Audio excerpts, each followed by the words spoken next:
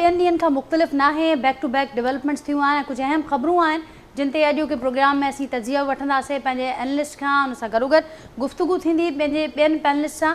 जेके ख़बरूं अॼु साम्हूं आयूं आहिनि उन में तमामु अहम कुझु ख़बरूं आहिनि। ऑडियो लीक्स कमीशन ते वफ़ाक़ी सरकार चीफ जस्टिस समेत 3 जजिस ते एतिराज़ भरिया आहिनि। एतिराज़ इहो जेको मुख्य साम्हूं अचे पियो हुकूमत जो इहो आहे त कंहिं बि रिलेटिव कंहिं बि माइट जे हवाले सां जेका को केस हुजे त उनखे जेको आहे पर्टिकुलर उहो जज आहे जंहिंजो को माइट या रिलेटिव उन ख़िलाफ़ु उहो केस आहे उनखे नथो ॿुधी सघे। इन केस जे हवाले सां चीफ जस्टिस साहिब जे हवाले सां चयो पियो आहे, ॼाणा पियो वञे त चीफ जस्टिस समेत 3 जजिस ते असांखे एतिराज़ आहे। इहे 3 जजिस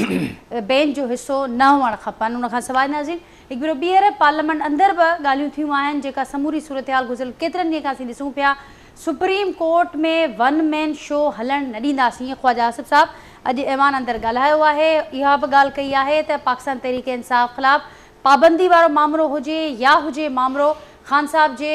कोर्ट मार्शल जो मिलिट्री ट्रायल जो, उन ॿिन्ही खे असीं हिन इम्काननि खे असीं रद्द नथा कयूं। ख़्वाजा आसिफ़ साहिबु इहा ॻाल्हि बि कई आहे, पर हुन ते इतिहादनि खां ज़रूरु मशवरो वठिबो आहे। अञा ताईं इतिहादनि सां हिन सिलसिले में का मशावरत शुरू न थी आहे। नाज़रीन उन खां सवाइ जेके ॿियूं डेवलपमेंट नज़र अचनि पियूं, ज़रदारी साहिबु हिन वक़्तु लाहौर में मौजूदु आहिनि ऐं उते इम्कान नज़र अचनि पिया त कुझु अहम शख़्सियतूं आहिनि जो तालुक़ु ॾखण पंजाब सां बि थी सघे थो ऐं ख़ुदि जेका हिन वक़्तु सियासी हलचल नज़र अचे पई, सियासी जोड़ तोड़ उरूज ते पहुतल आहे पंजाब अंदरि नज़र अचे पियो ऐं इहो इम्कान ज़ाहिर कयो पियो वञे त कुझु अहम शख़्सियतुनि जी पाकिस्तान पीपल्स पार्टी में शमूलियत थी सघे थी ऐं नई पार्टी ठाहिण जे हवाले सां जेके ख़बरूं गर्दिश कनि पियूं उन हवाले सां बि को ब्रेक थ्रू थियण जो इम्कान नज़र अचे पियो। हिकु ॿी अहम डेवलपमेंट बि थी आहे। वज़ीर आज़म पाकिस्तान शहबाज शरीफ़ साहिबु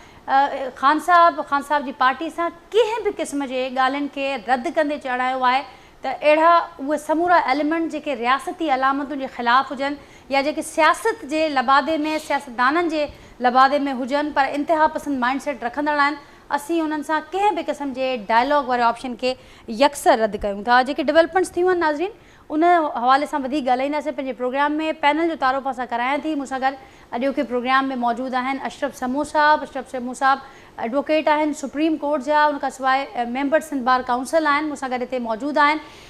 अशरफ साहिबु वेलकम कयां थी तव्हांखे प्रोग्राम में। उनखां सवाइ नाज़रीन मौज़म अब्बासी साहिबु आहिनि, जी डी अॻवान आहिनि, सीनियर पॉलिटिशियन आहिनि, मूंसां गॾु अॼोके प्रोग्राम में शरीक आहिनि। ज्ञानचंद साहिबु आहिनि, पाकिस्तान पीपल्स पार्टी सां तालुक़ु रखंदड़ सीनियर अॻवान आहिनि, मूंसां गॾु हिन प्रोग्राम में शरीक आहिनि। कुझु देरि खां पोइ अकरम चीमा साहिबु पाकिस्तान तहरीक इंसाफ़ जो तालुक़ु आहे, उन्हनि खे पिणु अॼोके प्रोग्राम में शामिलु कंदासीं। मां सभिनी जी महिरबानी ऐं मुंहिंजी इजाज़त सां आगाज़ कयां थी। अशरफ समू साहिबु अव्हां खां आगाज़ कयां थी ऐं कुझु जेके रोज़ाना जी बुनियाद ते असीं ॾिसूं पिया मामला साम्हूं अचनि पिया। हाणे काल्ह हिकिड़ी शइ साम्हूं आई जेको review of judgments and orders act कल्ह साम्हूं आई, उन हवाले सां ॻाल्हि त उहो जुमे खां नाफ़िज़ुल अमल आहे,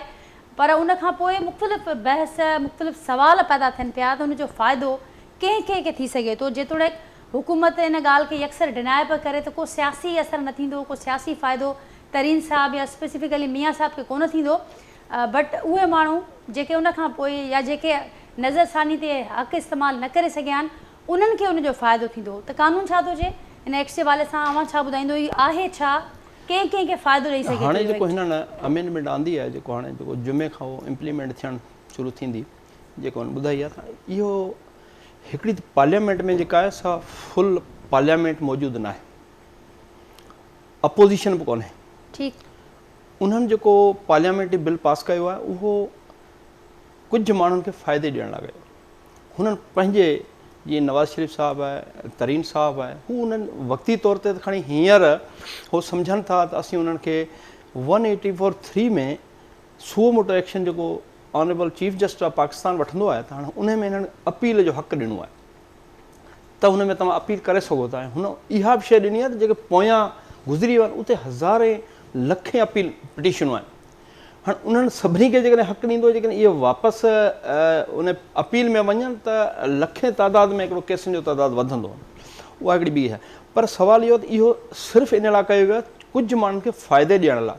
इन में पब्लिक जो को फ़ाइदो न आहे। पर अवाम जो फ़ाइदो हुजणु घुरिजे। बुनियादी तौर ते त मुल्क में हिकु आम माण्हू खे कहिड़ो फ़ाइदो थींदो, मुआशिरे खे कहिड़ो फ़ाइदो थींदो, उहा हुन में ॻाल्हि न आहे। ठीकु, अशरफ समू साहिबु टाइमिंग केतिरी मैटर करे थी हिन समूरे मामले में? जीअं ॼाणायो त ही जेका लेजिस्लेशन थी आहे इशू बेस्ड लेजिस्लेशन आहे, कुझु मख़सूस धुरनि खे फ़ाइदो पहुचाइण लाइ बज़ाहिर नज़र अचे पियो त उन जो को फ़ाइदो आम पब्लिक खे न थींदो,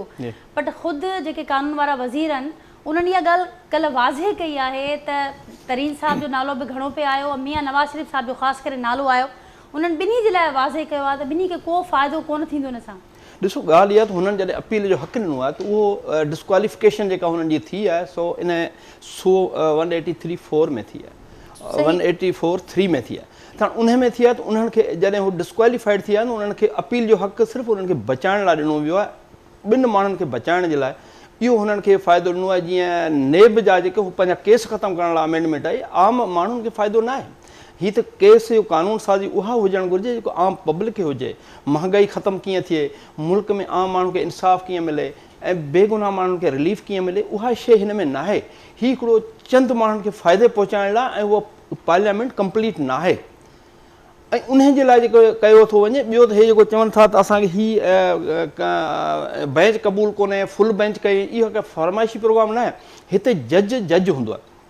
असीं सम्झूं था जेको बि सीट ते जज ऑनरेबल जज वेठो आहे, ऑनरेबल सुप्रीम कोर्ट जो हुजे या हाई कोर्ट जो, असीं सम्झूं था हू कहिड़े बि ग्रुप सां, पर हुनजो माइंड जज वारो हूंदो ऐं हू हिकिड़ो जजमेंट पंहिंजो इंसाफ़ जी तक़ाज़ा पूरी करण ते ई सोचींदो, भले केरु बि हुजे। ज़ाहिर आहे जज जेको फ़ैसिलो ॾींदो आहे उन में हिकिड़े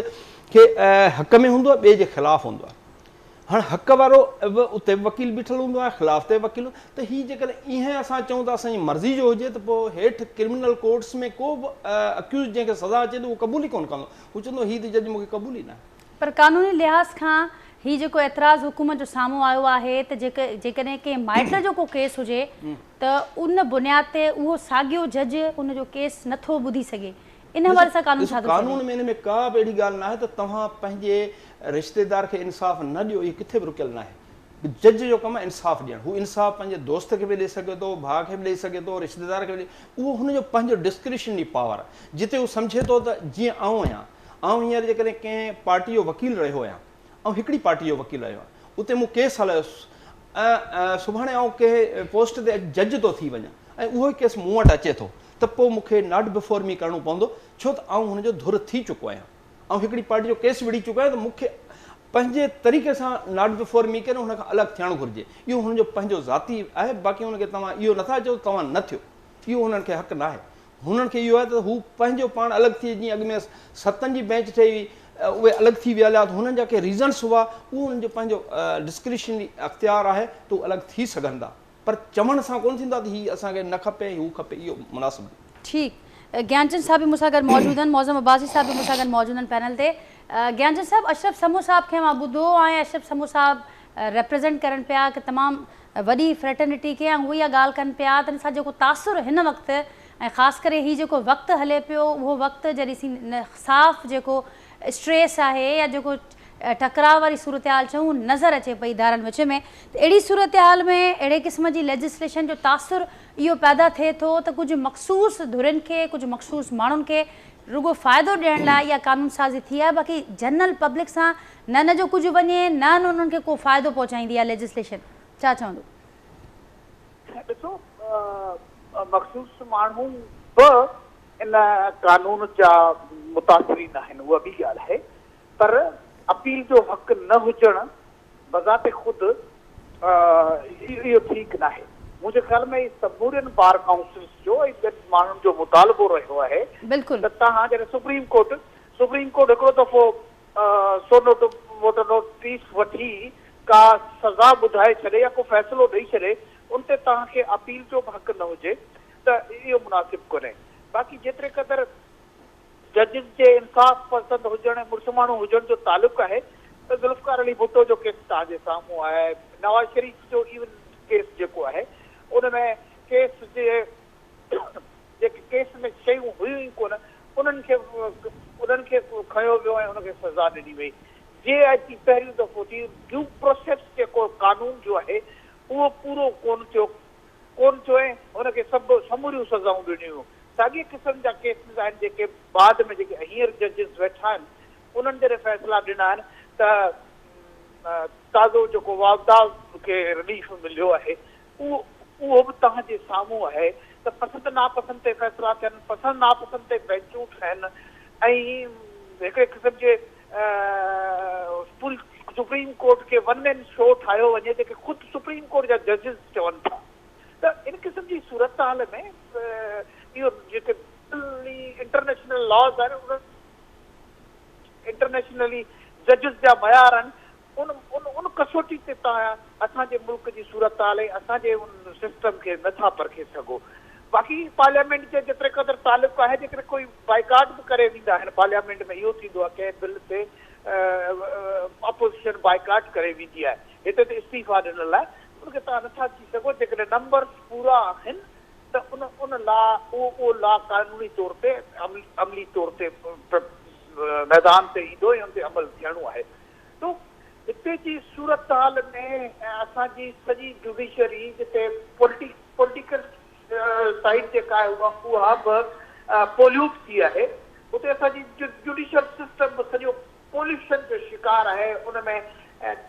उन्हनि खे जेके अख़्तियारात आहिनि उन्हनि अख़्तियारात खां उन्हनि तजाविज़ कयो आहे। सुप्रीम कोर्ट जेकॾहिं पार्लियामेंट में अंदरि का मुदाख़लत करे त ठीकु आहे। जेकॾहिं सुप्रीम कोर्ट खे संदसी सुप्रीम कोर्ट जे जजिस ते मुश्तमल के सो मोटो वठण जे लाइ का कानून साज़ी थी उहा क़बूल कोन्हे। मक़सदु आहे त जिते जिते हुननि जा पर्सनल इंट्रेस्ट मुतासिर थियनि था उते उते हुननि जो कानून पंहिंजो थिए थो ऐं चीफ जस्टिस साहिब पंहिंजो पर साॻी ॻाल्हि ज्ञानचंद साहिब साॻी ॻाल्हि जीअं मां चयो त जिते जिते पर्सनल इंट्रेस्ट मुतासिर थियनि था उते एक्शन नज़र अचे थो त साॻी ॻाल्हि पार्लियामेंटेरियंस लाइ बि कोर्ट कई पई वञे ऐं गॾो गॾु इहो बि ॼाणाए पई वञे। मां बिल्कुलु दुरुस्त पिया चयो त समूरी जेके बार काउंसिल्स जो पुराणो इहो मुतालबो रहियो त अस्कुद नोटिस वारे मामले ते अपील जो हक़ मिलणु घुरिजे उहो बिल्कुलु मां दुरुस्त पिया चयो। पर इन ॻाल्हि ते सवालु उथे पियो त ख़ासि करे हिन वक़्त जो जेका चूंड कई वई आहे उन ते सवाल वधीक उथनि पिया तनक़ीद उन मथां घणी थिए पई त हिकु अहिड़ो वक़्तु जॾहिं टकराव वारो माहौल बि नज़र अचे पियो हिकु अहिड़ो वक़्तु जॾहिं पार्लियामेंट इनकम्पलीट आहे हिकु अहिड़ो वक़्तु त हुकूमत अॻु छो न पई सोचे हिन कानूननि जे हवाले सां मुतालबा त काफ़ी टाइम खां ईंदा रहिया साम्हूं उन ते छा चवंदो? ॾिसो जेकॾहिं भला हींअर जहांगीर तरीन जो इशू आहे या मियां नवाज़ शरीफ़ जो इशू आहे छा हुननि सां जेकॾहिं नाइंसाफ़ी थी आहे हू पाण इक़्तिदार में अची बि पंहिंजे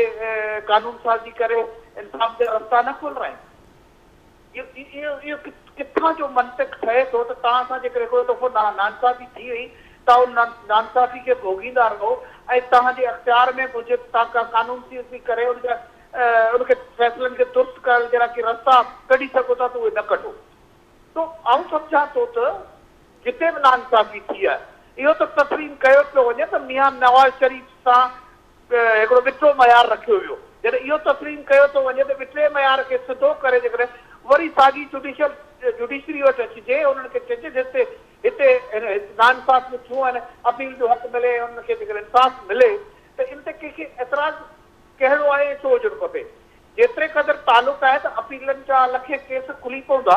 उनजो हिकिड़ो टाइम पीरियड मुक़ररु थी सघे थो उते तनक़ीदूं थी सघे थो उन में तरमीमूं थी सघनि थियूं पर जेकॾहिं कॾहिं बि इंसाफ़ नाहे थियो ऐं उनखे जे लाइ इंसाफ़ जो को दरवाज़ो खुले थो या उनखे इंसाफ़ हासिल करण जे लाइ अपील जो को हक़ खुले थो त आउं सम्झां थो कंहिंखे बि मुखालफ़त न करणु खपे। बर्डन हुजे छाकाणि अॼुकल्ह असांजा जजिस जेके आहिनि सिर्फ़ु पॉलिटिकल केसिस में लॻा पिया आहिनि जेकॾहिं हू कानूनी तरह सां जेके केसिस आहिनि उन्हनि तरफ़ ध्यानु ॾियनि त मुंहिंजे ख़्याल में इहो ॿार ठीकु जीअं मां चयो त इंसाफ़ जेकॾहिं कंहिंखे मिलणु वञे पियो को रस्तो कोई कढे थो त उन ते कंहिंखे एतिराज़ न हुजणु घुरिजे त साॻी ॻाल्हि जेका एक्सपर्ट्स कनि था त पोइ हुकूमत छो पई एतिराज़ करे इंसाफ़ ॾियणु इहो बुनियादु बणाए त अगरि कंहिं माइट जो को मामिलो आहे त पोइ को मख़सूस जज ही केस नथो ॿुधी सघे पोइ हुकूमत जो जेको एतिराज़ आहे उनजो जवाबु छा बीहंदो उनखे कीअं जस्टिफाई कंदो? ॾिसो कॉन्फ्लिक्ट ऑफ इंट्रेस्ट जेको आहे इहो त इंटरनेशनली इनखे मञियो वेंदो आहे न जॾहिं तव्हांजो को रिलेटिव इवन हाणे त असां वटि उहो अमल कोन थो थिए पर असां पढ़ंदा हुआसीं उन वक़्त में इहो हूंदो त कुझु उस्ताद हूंदा हुआ जेकॾहिं हुनजो पुटु हुनजो भाउ जेकॾहिं इम्तिहान में वेठो त उन इम्तिहान में हू ड्यूटी कोन वठंदा हू एक्सटर्नल थी कोन ईंदा हुआ। हिते त जजिस जो मामिलो आहे जिते एतिरी जुडिशरी में कंट्रोवर्सी अची वियूं हुजनि उन मरहले ते जेकॾहिं हू पंहिंजे पसंदि नापसंदि जूं बेंचूं अचनि तव्हां ही सॼे बेंचुनि जो जेको तसलसल आहे उन्हनि में इन्हनि ॿिनि टिनि जजिस खां ॿाहिरि को आहे छा जेके फ़ैसिला जेके हींअर हुकूमत में धुरियूं वेठियूं आहिनि उन्हनि जे ख़िलाफ़ आया त इन क़िस्म जी जॾहिं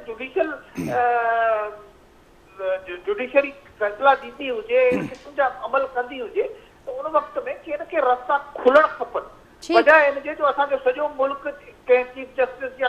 कुझु जजिस जे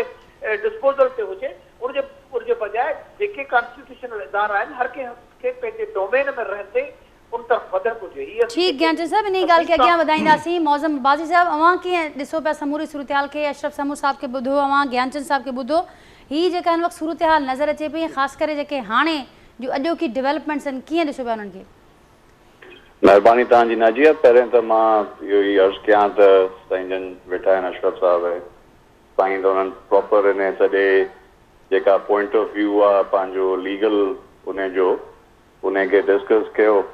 अर्ज़ु इहो आहे त इन महिल हिकिड़ी जर्नल ॼण हिकिड़ी डिवाइड नज़र अचे थी पंहिंजो सॼे इन पंहिंजो जुडिशल सिस्टम में बि, या जेका पॉलिटिकल इन महिल डिवाइड आहे, ऐं शयूं जेको इन महिल ॾाढियूं जेको आहे सो हिकिड़ियूं अनसर्टिनिटी ॾे आहिनि। जेका ॻाल्हि अॻु में थी त जेका इहा सिंपल अमेंडमेंट थी पंहिंजो पार्लियामेंट, उन महिल इहा ई ॻाल्हि थी त उहा इहा का जेको आहे सो अमेंडमेंट अचणु खपे पंहिंजी उहा 2/3 सां, मतिलबु इहा कॉन्स्टिट्यूशनल अमेंडमेंट आहे, इनखे जे उन में ट्वीट कजे। उन खां पोइ एतिराज़ थियो लार्जर बेंच ते त भाई 5 मेंबर या 3 मेंबर बेंच न हुजे, लार्जर बेंच हुजे। यानी मतिलबु हिकिड़ो ट्रस्ट डेफिसिट इन महिल ॼण सभु कंहिंजो हिकिड़ो जेका सूरत हाल आहे। ऐं जीअं तव्हां ॻाल्हि कई त पंहिंजो इहे जेको हिन महिल अमेंडमेंट थी आहे, इहा बज़ाहिर ईअं ई लॻे थो त इहा जेका ॿिनि माण्हुनि खे या पर्सन्स खे रिलीफ करणु कारण इहा जेका आहे सो अमेंडमेंट आई आहे। ऐं इन अमेंडमेंट जो फ़ाइदो हिन महिल बज़ाहिर इहो ई थो थिए, जेका इहा हिन महिल पॉलिटिकल सिचुएशन हले थी त इहो रिलीफ मिलंदो तरीन साहब खे ऐं मियां साहब खे। पर हिन महिल जेका ज़रूरत आहे, मां सम्झां थो त हिकिड़ी लार्जर उन में जॾहिं असां इहा ॾिसूं था त जेसि ताईं इहा सेटल डाउन जेका पॉलिटिकल हीट आहे, जेका हिन महिल सियासी गर्मी हले थी, या जेसि ताईं वेही पॉलिटिशियन्स असुल हे सॼो जेको आहे पंहिंजो पॉलिटिशियन्स पंहिंजो असुल उन खां डाइवर्ट थी विया आहिनि, ऐं सॼो जो सॼो मामिलो जेको हिन महिल हले थो उहो ॼण हिन महिल जेका बि हिकिड़ी अनसर्टिनिटी आहे त उनखे उहो पार्लियामेंट पंहिंजो पाण मामला पंहिंजा हल कोन थी करे। इन सॼे माहौल जे अंदरि मां सम्झां थो त हिकिड़ी जेका सूरत हाल हले थी त उहा का बि बेटरमेंट ॾे कोन्हे का। हाणे बि ज़रूरत इन ई शइ जी आहे जीअं त वेही का इन ते डायलॉग थिए, पॉलिटिकल डायलॉग थिए। जुडिशरी जे अंदरि बि जीअं साईं जन चयो त उहा डिस्क्रिशन आहे जज साहिबनि जी पंहिंजी, त उहा डिस्क्रिशन उन्हनि जी आहे त उहो कहिड़ो केस ॿुधनि था या नथा ॿुधनि था। हाणे सभु शइ हिकिड़ी जेका आहे सो उहा हर इदारे जे अंदरि हिकिड़ी डिवीजन आहे या हिकिड़ी साम्हूं जेका शइ नज़र थी अचे, जंहिंजे करे हिकिड़ी सॼी जो सॼी अनारकी आहे। त इन सॼे जो मां सम्झां थो त जेका हीअ माहौल हले थो त इन में असांजी ज़रूरत इहा ई आहे त का लार्जर स्केल ते का जुडिशल डायलॉग थिए, को पार्लियामेंट्री डायलॉग थिए, इन्हनि शयुनि जी ईज़ करण जे लाइ या इन्हनि शयुनि खे सेटल करण जे लाइ इहो को न को मामिलो वेही ऐं हल करणु। पर मोदम साहब, हाणे सम्झो पिया त का अहिड़ी गुंजाइश मौजूदु आहे डायलॉग जी? अॼु वज़ीरान साहब त इनखे अहिड़े क़िस्म जे समूरनि इम्काननि खे रद्द कयो आहे, त हाणे त का ॻाल्हि ई कोन बची आहे। ख़ासि करे अहिड़ा माण्हू जेके सियासतदाननि जो लबादो ओढ़ियल हुजनि, उन्हनि खे उहो वेस पहिरियल हुजे पर माइंड सेट इंतिहा पसंदनि वारो हुजे। मोदम साहब, तव्हां मूंसां लाइन ते आहियो? नाज़रीन, राब्तो मुनक़दे थी वियो आहे। कोशिशि कयूं था बाज़ साहब सां ॿीहर राब्तो कयूं ऐं अकरम चीमा साहब खे बि असां कोशिशि कयूं था उन्हनि खे बि वठूं त उन्हनि जे मौक़े बि प्रोग्राम में शामिलु कयूं। अशरफ साहब, इन ॻाल्हि ते जेका ॻाल्हि साम्हूं अचे पई, मौज़म साहब त पॉलिटिकल माण्हू आहिनि, उहा ॻाल्हि कई आहे त पॉलिटिकल जो जेको पॉलिटिक्स जो जेको माण्हुनि जो रस्तो हुजे थो उहो डायलॉग में हुजे थो, पर हिन वक़्तु जेका समूरी क़यादत आहे पॉलिटिकल, उहा डायलॉग खां इनकारी आहे ऐं ॼाणाए पई असीं डायलॉग न कंदासीं। ऑपोज़िट सिचुएशन हाणे ख़ान साहब डायलॉग्स लाइ रेडी आहिनि, ही पॉलिटिकल पार्टी रेडी न आहिनि। उन ते बि ॻाल्हायूं था, पर उन खां सवाइ हिकिड़ो सवाल ॿियो बि पैदा थिए थो, तव्हांखे बि ज़रूरु यादि हूंदो त प्रैक्टिस एंड प्रोसीजर बिल हिकिड़ो पार्लियामेंट मां आयो, जंहिं ते स्टे आयो बाद में, अञा ताईं उहो मामिलो उते ई अटकियल आहे। त हाणे छा हीउ जेको एक्ट जॾहिं पास थी चुको, मंज़ूर थी चुको, कानून बणिजी वियो, छा हाणे हू रद्द थी चुको, ख़तमु थी चुको चैप्टर, या अञा ताईं उहो वैलिड आहे? अञा पेंडिंग में आहे, अञा हले पियो। उहो चीफ जस्टिस साहिब जी जेका बेंच आहे उहा ॿुधे पई, उन ते अञा डिसीशन ईंदो, उन ते स्टे मिलियल आहे, उन ते रेस्टेंडिंग ऑर्डर इशू थियल आहे पार्लियामेंट जे लाइ, त उन ते इम्प्लीमेंट न थींदो जेसि ताईं उन जो को फ़ैसिलो अचे। ठीकु, पर हुन में अवां सम्झो पिया त ॻाल्हि सेम थियल आहे जेका हिन एक्ट जे हिसाब खां जेका ॻाल्हि थियल आहे? खां थोरी डिफरेंस आहे, हुन खां थोरी डिफरेंट आहे। हाणे हिकिड़ी ॿी ॻाल्हि ॿुधायां जेका हिन वक़्तु डिस्कस थिए पियो, हे जेको चवनि पिया गवर्नमेंट जेको एतिराज़ उथियारियो आहे त हे 3 जजिस जंहिंमें ऑनरेबल चीफ जस्टिस अमर अता बंदयाल साहब बि आहिनि, इहे न हुजनि। अॼु जेका पार्लियामेंट इहा ॻाल्हि करे थी, इन पार्लियामेंट खे इन प्राइम मिनिस्टर खे इन सीट ते विहारण जो जेको कमु कयो इन बेंच कयो। Honourable chief justice Umar Ata Bandial राति जो 12 बजे अदालत लॻाई जॾहिं हिननि खे बहाल कयो, PTI खे आउट कयो जॾहिं इमरान ख़ान खे, त उन वक़्तु त हिननि मिठाइयूं विरहायूं। उन वक़्तु त चयो त हीउ तमामु सुठो फ़ैसिलो हो, जॾहिं हुन हक़ में अचे थो हू त मिठाइयूं था विरहाइनि, पर जॾहिं ख़िलाफ़ु अचे थो चवंदा हीअ असांखे पसंदि न आहे। त जुडिशरी जे लाइ इहो आङुरियूं खणणु, या असांजो दोस्त जेको ॿुधाए पियो त अदलिया ते इवन आइन में इहो लिखियलु आहे त तव्हां पार्लियामेंट जे अंदरि बि कंहिं जजिस जे कंडक्ट ते तव्हां बहस नथा करे सघो। इहो आइन में तव्हां पाण आइन ठाहियो आहे, पार्लियामेंट ठाहियो आहे। त जॾहिं आइन ते तव्हां ख़ुदि आइन ते अमल नथा करियो, तव्हांखे जजिस जे कंडक्ट ते ॻाल्हाइणो ई न आहे। हू जजमेंट आहे, तव्हां फ़ैसिले सां इतफ़ाक़ नथा करियो, तव्हां अपील में हलिया वञो, तव्हां रिव्यू पिटीशन में हलिया वञो, पर तव्हां जजिस ते नथा ॻाल्हायो। हिन वक़्तु जेको जुडिशरी खे टारगेट बनायो पियो वञे उहो पंहिंजी मनपसंदि फ़ैसिला वठण जे लाइ, ऐं जेके पार्लियामेंट में अमल पिया थियनि जीअं नेब जा ॿिया मामला, इहे ज़ाती मफ़ादनि जे लाइ, पंहिंजा ज़ाती केस ख़तमु करण लाइ, उन्हनि लाइ पार्लियामेंट जी जेको पर हू पंहिंजे अवाम जे लाइ कुझु फला बाबूद लॻनि। हींअर तव्हां करप्शन जे ख़िलाफ़ु को बिल पास करियो न, त करप्शन हर माण्हू खे पसंदि कोन्हे, मुल्क जे लाइ बहितर आहे त करप्ट माण्हू न हुजे, पर हिते करप्शन जे ख़िलाफ़ु को अहिड़ो आइन कानून पास करियो त करप्ट माण्हू खे सज़ा मौत हुजे, उमिरि क़ैद हुजे, वॾी का सज़ा हुजे, करप्शन न थिए, मुल्क में उहो पैसो पब्लिक ते ख़र्च थिए, अहिड़ो को कानून पास करियो जेको आवाम खे फ़ाइदो थिए। ठीकु, पर अशरफ साहब जेका ॻाल्हि हाणे जेको काउंटर आर्गुमेंट साम्हूं अचंदा, तव्हां दुरुस्त फरमायो त आइन में इहो वाज़े थियल आहे त कंडक्ट ते जजिस नथो ॻाल्हाए सघिजे, पर सां गॾोगॾु जेके पार्लियामेंट मां अंदरि आवाज़ उथनि था, जेका ॻाल्हि उते थिए थी त जेके शयूं पार्लियामेंट जो साथ दे ॾियनि या जेके पार्लियामेंट जा इख्तियार आहिनि, जॾहिं उन्हनि हदनि खे ओरांघियो वञे थो त पोइ उते पार्लियामेंट कीअं ख़ामोश वेहे? ॾिसो ॻाल्हि इहा त हू आइन जी जेका मुहाफ़िज़ कस्टोडियन सुप्रीम कोर्ट आहे, इहो सुप्रीम कोर्ट खे उन आइन जो दफ़ा करिणो आहे, इहो हुनजो कसम खयल आहे, ऐं उहा उन आइन जे अंदरि हदनि में रही करे जेको हलफ़ खणनि था ऑनरेबल जजिस, त उहो उनजो दफ़ा कनि था, हू पंहिंजी ज़ात लाइ कोन था कनि, हू मुल्क जे लाइ कनि था, उन आइन जो दफ़ा था कनि, हू को ज़ाती नथा कनि। हुते हुननि जी आहे सियासत, सियासी माण्हू डायलॉग सां ॻाल्हियूं कंदा आहिनि, सियासतदान पाण में वेहंदा आहिनि, ठहंदा आहिनि,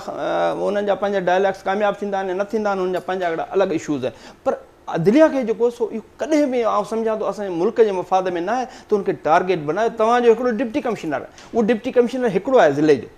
ऐं उहो जे कंहिंजो माइट थी पियो छा हुन माइट जो केस कोन ॿुधंदो, हू जुडिशियल ऑर्डर न पास कंदो, रेवेन्यू न कंदो, छा हुन कढी जवाब हिन जो माइट आहे, हिन जे माइट जी ज़मीन आहे, हिन जा खाता सही आहिनि, हिन जे रद्द छो त हीउ हिन जो माइट आहे, हिन खे नथो ॿुधी न आहे। बिल्कुलु सही, फंडामेंटल राइट्स जी वायलेशन हिन वक़्तु जेको आहे सो कानून आइन हिकिड़ी अलॻि शइ आहे, अदालती जेके फ़ैसिला आहिनि जजिस जे फ़ैसिलनि सां फ़ैसिले सां तव्हां इख़्तिलाफ़ करे सघो, पर हुनजे कंडक्ट ते ॻाल्हाइण इहो जुडिशरी खे कमज़ोर करणु मुल्क जे लाइ असांजे मुनासिब न आहे। पॉइंट टेकन अशरफ साहब, हिकिड़ो ॿियो बि अव्हां खां वठंदासीं जवाब, हिन खां पोइ अॻियां वधूं था ॿियनि पैनलिस्ट सां। जेका ॻाल्हि अव्हां कई उहा बिल्कुलु सही आहे, हिन में को शक कोन्हे, बट इहा ॻाल्हि इन ते बि ज़रूरु कॉमेंट कजो त ख़ुदि जेके अदालत अंदरां जेके आवाज़ उथिया उन्हनि खे पोइ कहिड़ो नालो ॾियूं, हीअ जेका डिवीज़न जो जेको तासुर मिलियो ख़ुदि आला अदालत जे अंदरां ई मिलियो, इहा ॻाल्हि बि उते थी त जेके अॼु ख़ुदि नोटिस वरिता पिया वञनि, जेके मामला थियनि पिया उन्हनि में गॾु न पियो खयो वञे, तासुर इहो ई साम्हूं पिया आयो, उनखे कीअं पिया ॾिसो, उन ते छा चवंदो, ऐं गॾोगॾु जेका ॻाल्हि अॻु साम्हूं आई ज्ञानचंद साहिब बि फरमायो त हीअ त ख़ुदि जेका ॻाल्हि साम्हूं अचे पई त अॼु ख़ुदि अपील वारो हक़, इहो त पाण तमामु पुराणो मुतालबो रहियो आहे, तक़रीबन बार काउंसिल्स इहो बार बार हिन मामले ते अॻियां ईंदियूं रहियूं, मुतालबो कंदियूं रहियूं त इहो अपील जो हक़ हुजणु घुरिजे। पर इहो जेके बि तव्हां कानूनी अमेंडमेंट आयूं आहिनि उन्हनि में इहो थींदो आहे जॾहिं को आइन एक्ट ठहंदो आहे त उहो उन खां पोइ लागू थींदो आहे, उन पुराणो जेको 10 साल 100 साल पुराणो उन्हनि जो अमल न थींदो आहे। हिननि पुराणो जेको चयो आहे त इहो जेको अपील जो हक़ उन्हनि माण्हुनि ते बि जेके 10 साल अॻु में डिस्क्वालीफाइड थिया त इहो कंहिंखे फ़ाइदे पहुचाइण जी ॻाल्हि आहे न त तव्हां जेतिरियूं अमेंडमेंट ॾिसो त उहो जॾहिं खां अमेंडमेंट पास थींदी आहे उन खां पोइ उन ते अमल थींदो आहे, पोइ हुनखे अपील जो हक़ मिलंदो आहे, बेशक ॾिनो वञे जेकॾहिं आहे। पर हीउ जेको पुराणो जेको ॾिनो अथई जीअं नेब केसिस हुआ 10 साल अॻु में पिया हलनि, उन्हनि ते उहे केस ख़तमु कया विया, नेब अमेंडमेंट हाणे आई आहे, सही पर 10 साल पुराना ख़त्म करणी के तो वो उन्हनि खे फ़ाइदो पहुचाइणो हो न ठीक, तो इहो उन्हनि जी इंटेंशन जेका हुई सा उहा उन क्रिमिनल माण्हू खे जेके कमिटमेंट कनि था ऑफेंस ॾोहो कनि था वॾनि ॻाल्हियुनि में उहे पार्लियामेंट में उहे वेठा आहिनि उहे पंहिंजा केस ख़त्म करण लाइ पब्लिक जो हुन में कहिड़ो फ़ाइदो ठीक है सब पॉइंट ओके इहा शइ जेका चओ था त ही जीअं हिननि खे फ़ाइदो ॾिया त इहा शइ तव्हां जेके जेलनि में माण्हू सड़नि पिया बेगुनाह माण्हू ग़रीब माण्हू जिन जो ज़मानत कोन्हे तव्हां उन्हनि जे लाइ त इहे ठाहियो न कानून उन्हनि खे बि त अहिड़ो हक़ मिले न छा उन्हनि खे उहो हक़ न हूंदो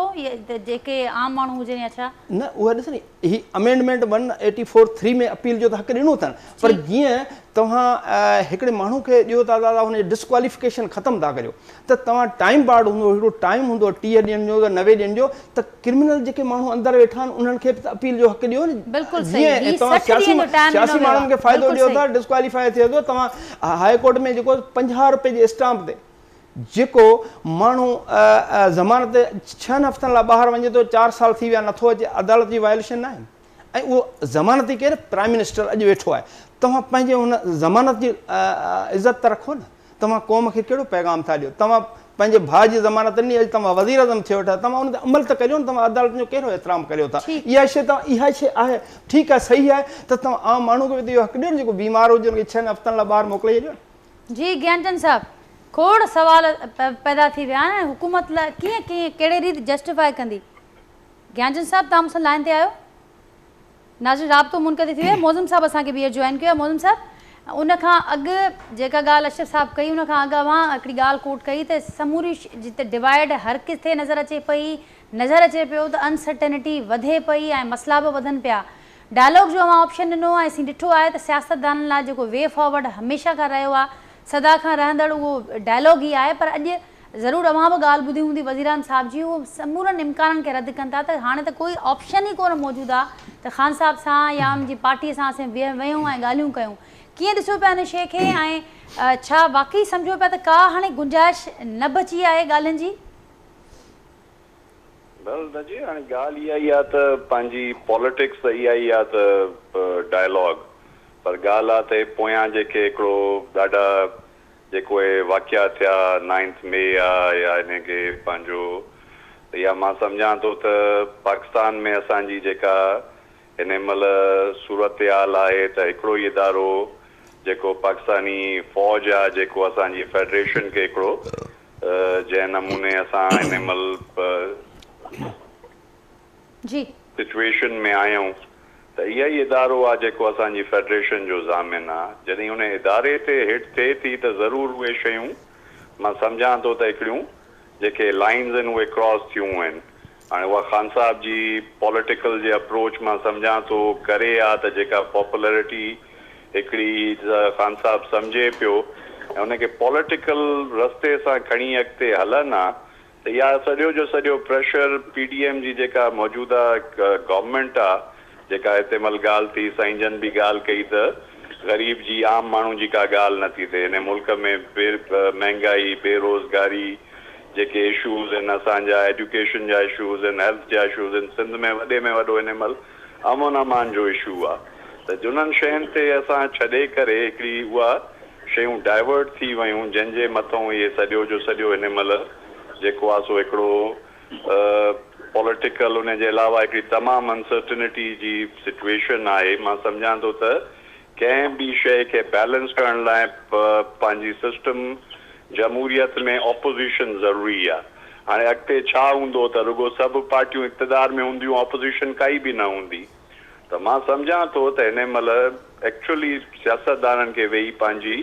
हुन ते सोचणु खपे ऐं उन्हनि खे इहा सोच अॻिते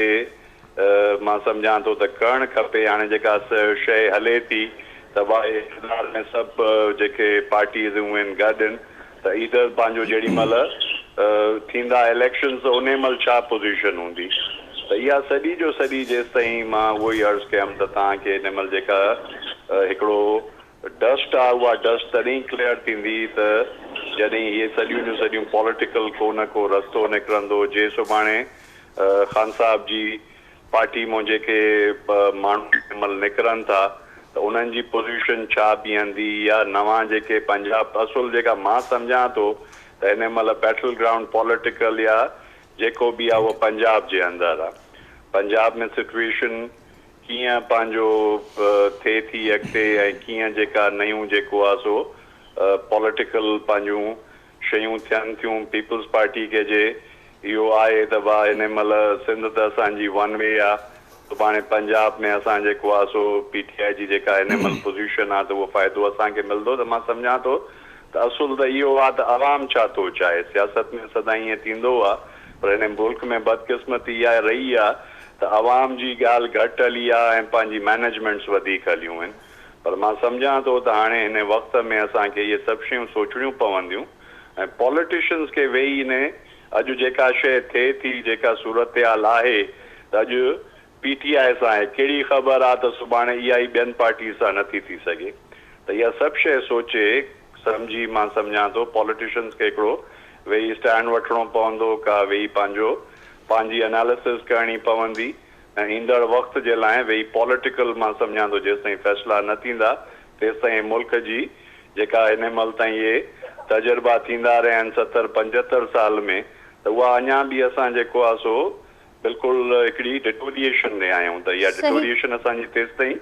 मां सम्झां थो बहितरी का असां वटि न ईंदी जेसि ताईं पॉलिटिशियन्स पंहिंजो रोल प्ले न कंदा। मौज़ूम साहिब हिकिड़ी ॿी ॻाल्हि जीअं मां ॼाणायो ऐं बिल्कुलु असांखे यादि बि आहे त बतौर कोलिशन पार्टनर बार बार GDA पाकिस्तान तहरीक इंसाफ़ खे चवंदी बि रही, हुननि जी निशानदेही बि कंदी रही मामरनि ॾांहुं ऐं ध्यानु बि छिकराईंदी रही। पर जीअं मां फरमायो त जेकॾहिं कुझु सियासी ग़लतियूं न करे आहे पाकिस्तान तहरीक इंसाफ़ त अॼु शायदि हालतूं कुझु बहितर हुजनि हा उन्हनि जे लाइ, कुझु माहौल साज़गार हुजे हा ऐं PDM खे थोरो वधीक सफ़र करिणो पवे हा। पर हाणे उन्हनि ग़लतियुनि बि वॾो किरदारु प्ले कयो हिन समूरे माहौल में। त हाणे कीअं ॾिसो पिया पाकिस्तान तहरीक इंसाफ़ जो सियासी मुस्तक़बिल, ख़ुदि ख़ान साहब जे हवाले सां छा ॾिसो पिया ऐं जीअं मां फरमायो त डायलॉग ऑपोजिशन खे हुजणु घुरिजे सिस्टम खे जमहूरियत खे अॻिते वधण लाइ, छाकाणि त जेका हुकूमत आहे ख़ासि करे दिफ़ा वारा वज़ीर उहे त ॿिन्ही ॻाल्हियुनि जी ॻाल्हि कनि पिया, पाबंदी जे इम्कान खे बि रद्द न पिया करनि PTI मथां ऐं ख़ान साहब जे मिलिट्री ट्रायल खे बि रद्द न पिया करनि। बहरहाल हाणे ॾिसो न त पंहिंजो जेका बि हिन महिल शइ आहे लाइन्स क्रॉस थियूं आहिनि, पर हिकिड़ी ॻाल्हि मां इहा ई थो कयां त जेसि ताईं हिन सॼे मामले में वरी बि शयूं वेही सेटल करण जी ज़रूरत आहे। जे हिकिड़ी ॻाल्हि आहे त हिन महिल जेका दोस्त चवनि था त मां सम्झां थो PTI स्टैंड्स तॾहिं त जॾहिं ख़ान हुन सां गॾु आहे। ख़ान जे बग़ैर मां नथो सम्झां त का PTI का ॿी जमायत थी सघे, का किंग्स पार्टी त ठही थी सघे जीअं मुख़्तलिफ़ वक़्तनि में ठहियूं आहिनि। पर मुंहिंजी न आहे हिन महिल जेका हिकिड़ी पॉलिटिकल एनालिसिस आहे त ख़ान जे बग़ैर का PTI स्टैंड कंदी, पर हुनजे अंदरि हिकिड़ी जेका हिन महिल अॼु जी पोज़ीशन आहे जेका शइ नज़र अचे थी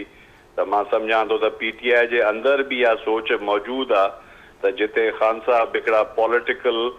जेको आहे सो फ़ैसिला वठी ऐं हिननि शयुनि खे ईज़ करे पियो सघे उहे शयूं न थियूं ऐं हुन वक़्त ते उहे ज़रूरु आइडेंटिफाई थियूं हूंदियूं। उहो मां सम्झां थो त जेका बि हुननि जी लीडरशिप हुन में सीनियर माण्हू मौजूदु आहिनि जेके मां सम्झां थो हुननि जी का बि क्वेश्चनेबल न आहे त हिन मुल्क सां या पाकिस्तान जी जेका सालमियत आहे उन्हनि सां साईं शाह महमूद कुरैशी जहिड़ा माण्हू आहिनि, असांजो परवेज़ खटक साहब जहिड़ा माण्हू आहिनि, इलाही सीनियर क़यादत PTI में मौजूदु आहे जेका सीरियसली हिन शयुनि ते सोचे थी। हाणे वेही उहा चवंदो त हिकिड़ी डायलॉग जी ज़रूरत आहे थ्रू आउट पॉलिटिशियन्स जी पाण में। हुनखे असां छा बि चऊं हिन महिल त उनजे बग़ैर को ईंदड़ वक़्त जे लाइ मां नथो सम्झां त का स्टेबिलिटी ईंदी। हाणे जे अॼु इहा ई शइ ठाहे ऐं का पंहिंजी हंग पार्लियामेंट अचे थी जे नंढी सॼियूं पार्टियुनि सां गॾे करे का हुकूमत ठहे थी त आया मुंहिंजो सुवाल वरी बि उहो ई आहे त पाकिस्तान में सभु इक़्तिदार वारा हूंदा या को ऑपोजिशन बि हूंदी। ज्ञानचंद साहब का पुछी था वठूं, ज्ञानचंद साहब भी मौजूद हैं। ज्ञानचंद साहब सभु इक़्तिदार वारा हूंदो या का ऑपोजिशन बि हूंदी? ॾिसो हालतुनि ते दारोमदार आहे। हा इमरान खान अकेलो आहे जेको इख़्तिलाफ़ पे राय रखे थो। इमरान खान तो दुश्मनी ते बि हलियो आहे न। इमरान खान खे सवाइ संदसि कुर्सी जेका ॻाल्हि क़बूल ई न आहे। ॿियूं पॉलिटिकल पार्टी जेकॾहिं गॾिजी वेठियूं आहिनि सिचुएशन कुझु इन क़िस्म जूं पैदा थियूं जॾहिं हिकिड़ा जजिस ते बि जुडिशरी ते बि क्वेश्चन मार्क हुयो त इस्टेब्लिशमेंट ते बि क्वेश्चन मार्क हो जिन हिकिड़ो प्रोजेक्ट ठाहे माण्हुनि खे जहाज़नि में भरे PTI खे ठाहियो। एतिराज़ इन मामले ते शुरू थिया न।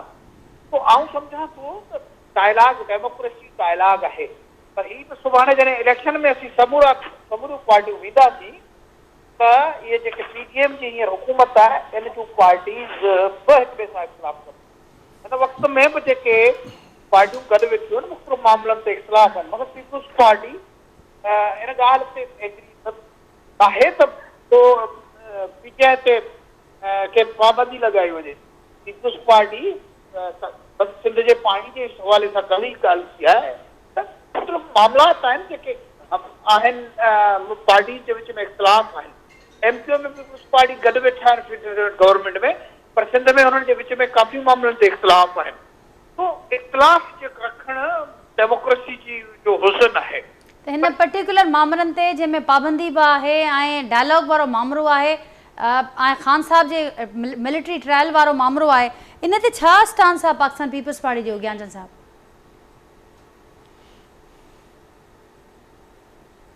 ज्ञानचंद साहब मुंहिंजो आवाज़ पहुचे पियो मां ताईं? ज्ञानचंद साहब मूंखे ॿुधो पियो मां? नाज़रीन राब्तो मुनक़िद थी वियो, कोशिशि कंदासीं ज्ञानचंद साहब सां ॿीहर राब्तो बहाल थिए। अशरफ साहब, ऐं ॻाल्हि बहरहाल वरी उहा साम्हूं अचे पई जेके मामला ठहनि पिया, सुलझण घटि नज़र पिया अचनि ऐं उलझण वधीक नज़र अचनि पिया।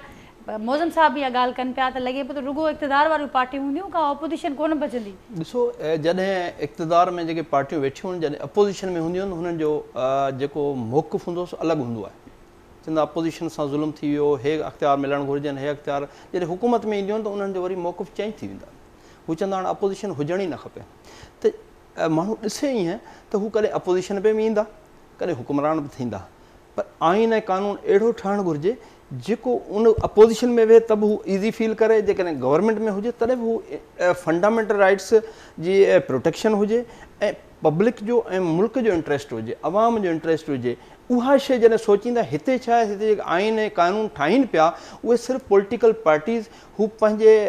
पार्टी जे इंट्रस्ट में, हू पंहिंजे लीडरशिप जे इंट्रस्ट में, पब्लिक इंट्रस्ट में कमु कोन पियो थिए। असां चवंदा हिन वक़्तु जेको सिंध में ख़ासि तौर ते ॾिसो तव्हां सिहत जा मसइला आहिनि, साईं जी ॻाल्हि कई त अस्पताल में दवाऊं कोन्हे, माण्हू वीचारा मरनि पिया। पुलिस जो करेक्टर ॾिसो, रोज़ु क़तल पिया थियनि, उहो पुलिस अगवा करियो उनखे क़तल पिया कनि, केरु पुछण वारो न आहे। करप्शन केतिरी आहे त मथीं लेवल खां वठी सभिनी खे ख़बर आहे, हू हिसाब पतियूं करे पैसनि ते ट्रांसफर पोस्टिंग थिए थी। त तव्हां इन्हनि ते छो नथा फोकस करियो? त तव्हां पार्लियामेंट में जॾहिं वञो था, तव्हां पार्लियामेंट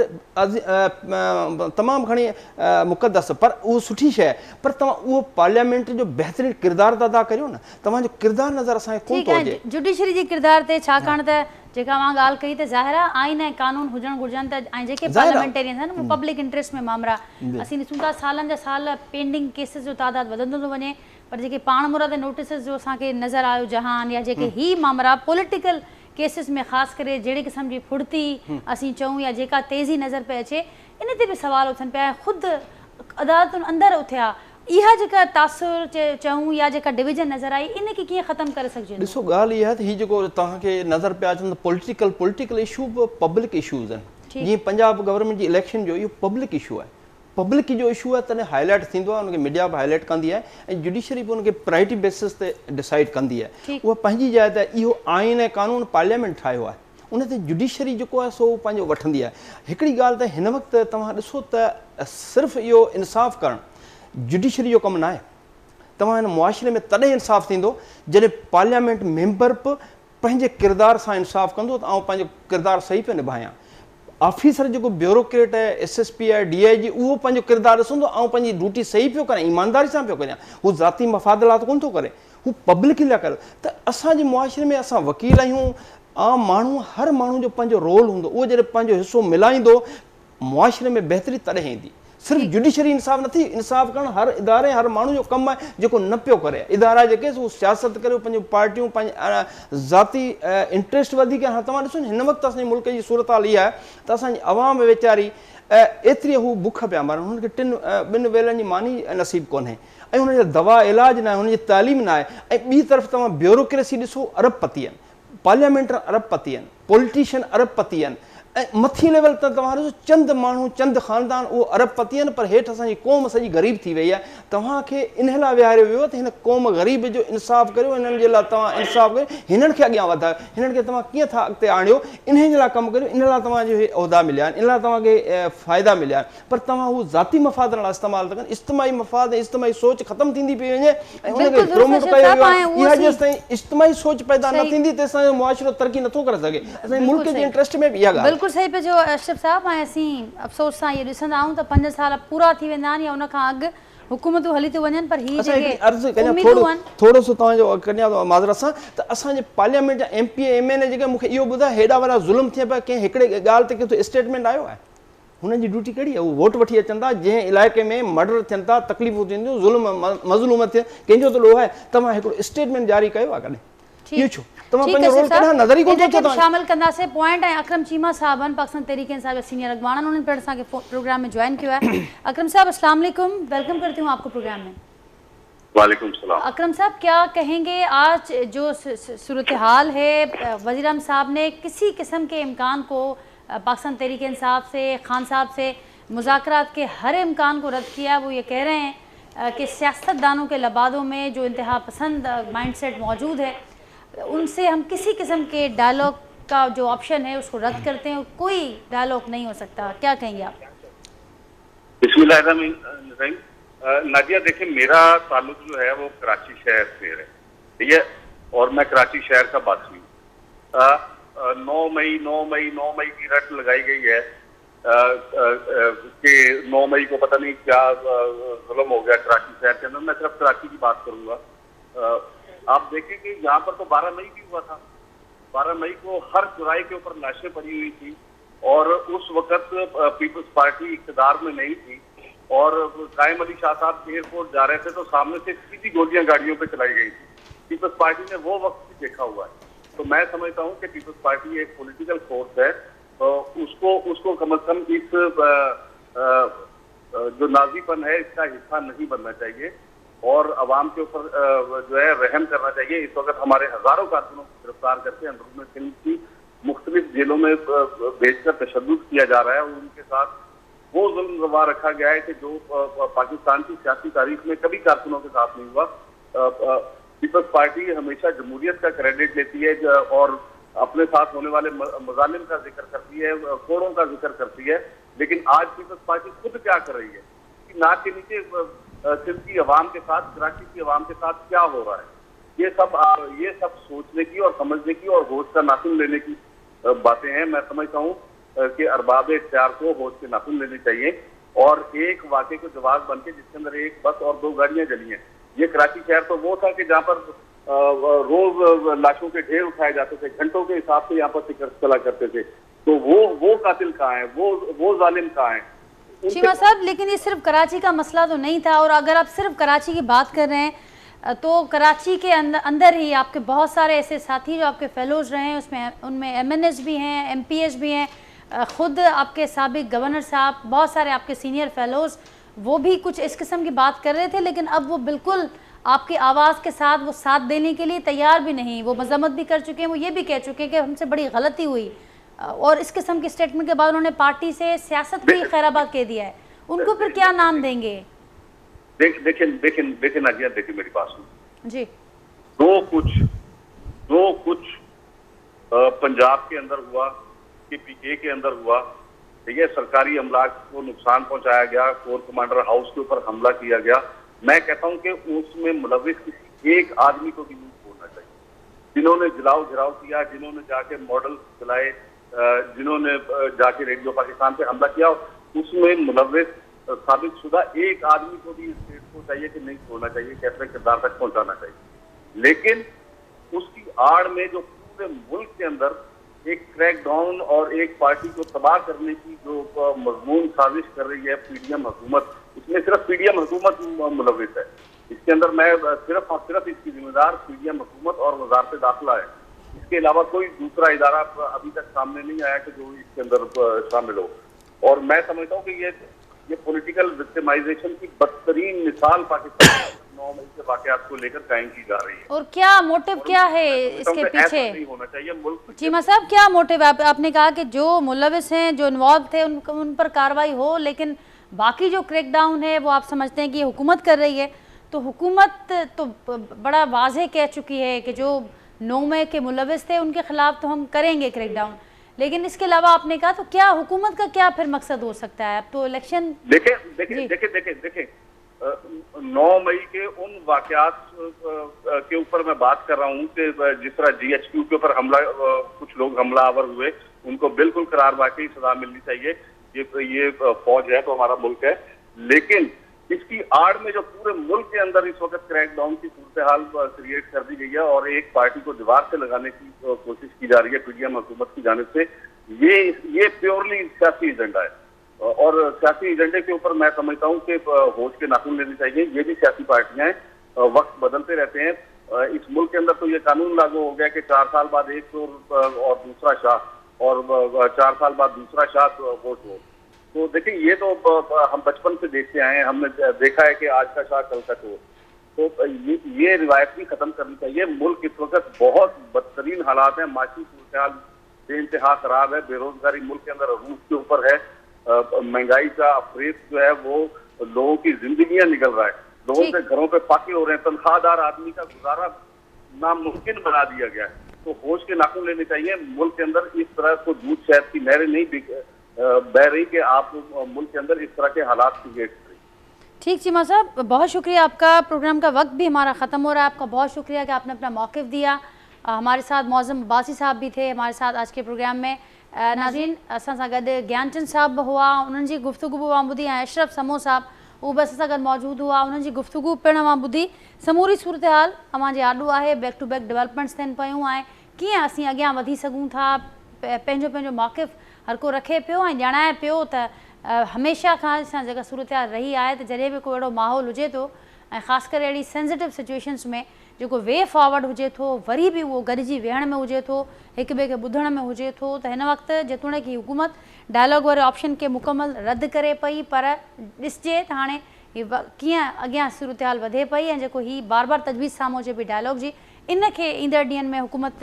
उन ते को ध्यानु ॾिए थी या नथी ॾिए, वक़्तु ॿुधाईंदो। नाज़रीन, अव्हांखे जेके बि अपडेट्स आहिनि अॼु के प्रोग्राम जे हवाले सां जेको बि फीडबैक आहे उन सां असांखे ज़रूरु आगाह कजो, शेयर कजो असां सां। सुभाणे वरी मां सां मुलाक़ात कंदासीं सेम टाइम ते नए मौज़ूअ में महिमाननि सां गॾु। तेसिताईं इजाज़त, अल्लाह हाफ़िज़।